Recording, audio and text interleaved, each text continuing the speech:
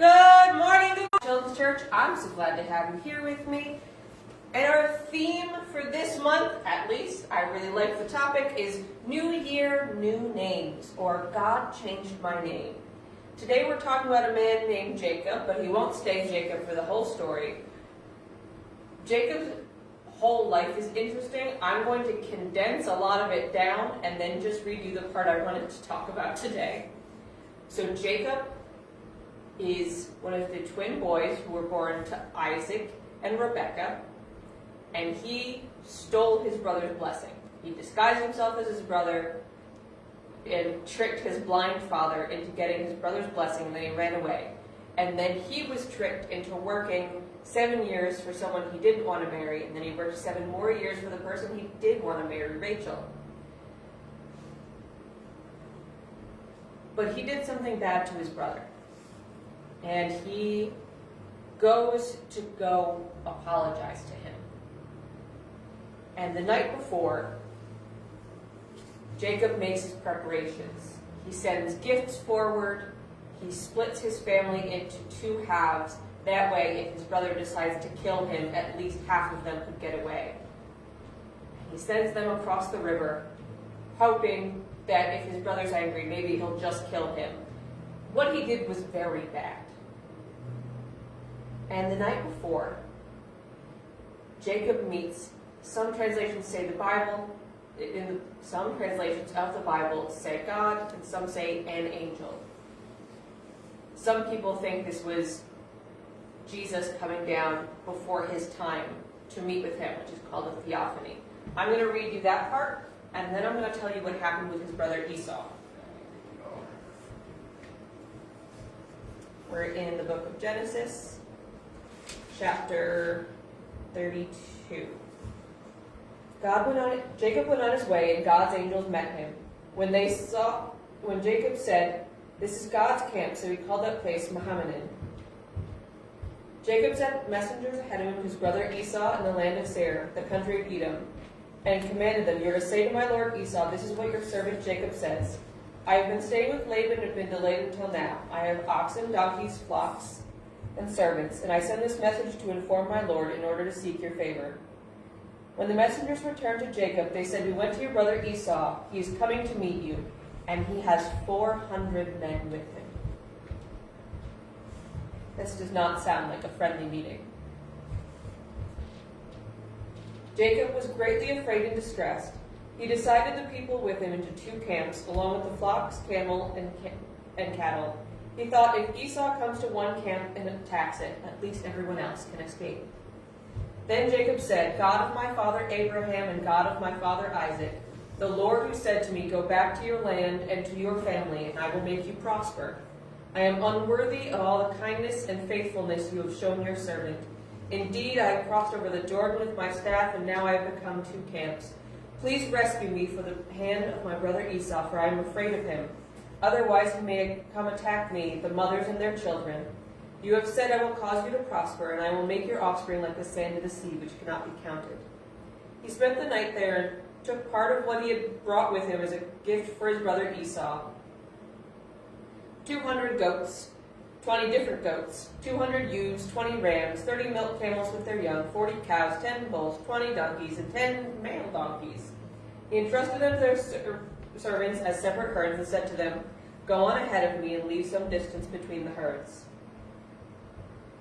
And when my brother Esau meets you and asks, 'Who do you belong to? Where are you going? Whose animals are ahead of you?' Tell him they belong to your servant Jacob, and they are a gift sent to my lord Esau, and look, he is behind us." And the second one, and the third one. So the gift was sent on ahead, and Jacob was left alone. And a man wrestled with him until daybreak. When the man saw he could not defeat him, he struck Jacob's hip socket as they wrestled and dislocated his hip. Then he said to Jacob, "Let me go, for it is daybreak." But Jacob said, "I will not let you go unless you bless me." "What is your name?" the man asked. "Jacob," he replied. "Your name will no longer be Jacob. It will be Israel, because you have struggled with God and with men and have prevailed." Then Jacob said, "Please tell me your name." But he answered, "Why do you ask my name?" And he blessed him there. Jacob then named the place Peniel, for I have seen God face to face, and I have been delivered. The sun shone on him as he passed by Penuel, limping because of his hip. That is why to this day the Israelites don't eat the thigh muscle, that is the hip socket, because he struck Jacob's hip socket at the thigh muscle. Now Jacob looked up and saw Esau coming toward him with 400 men.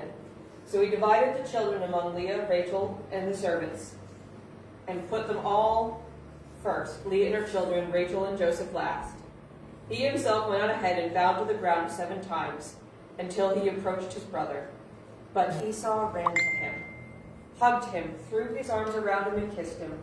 Then they wept. When Esau looked up and saw the women and children, he asked, "Who are these with you?" He answered, "The children God has graciously given your servant." Then they all approached and bowed down, Leah and her children, and Joseph and Rachel. So Esau said, "What do you mean by this whole procession I met? To find favor with you, my lord." "I have enough, my brother," Esau replied. "Keep what you have." But Jacob said, "No, please, if I found favor with you, take this gift from my hand. For indeed I have seen your face, and it is like seeing God's face, since you accepted and forgave me. Please take my present that was brought to you, because God has been gracious to me and have everything I need." Then Esau said, "Let's move on, and I'll go ahead of you."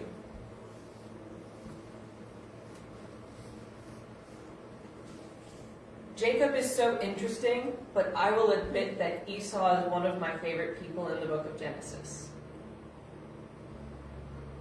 Esau made a terrible deal when he was young. He traded his birthright for a bowl of soup.